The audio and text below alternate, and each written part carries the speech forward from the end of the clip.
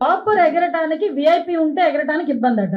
With in 14 minutes లో chopper take off అయిపోయింది, హ్యాపీగా వెళ్ళి ల్యాండ్ అయిపోయింది. కానీ చాపర్ లో వెళ్ళే విఐపికి ప్రాబ్లం కానీ ఆ పైలట్ కి ప్రాబ్లం కాదా? మరి పైలట్ ఎలా వెళ్ళాడు అదే చాపర్ లో?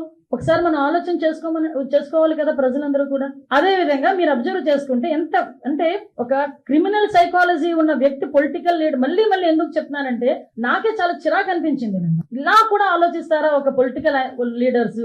ఇలా కూడా ఆలోచిస్తారా అసలు మనుషులు అనిపించింది. 11 గంటలకి ఇంకా మేము ఇంకా అతగాడు ల్యాండ్ అవ్వలేదు, ఏమీ అవ్వలేదు. ఫస్ట్ పోస్టింగ్ ఒకటి వస్తుంది వైసీపీ దగ్గర నుంచి.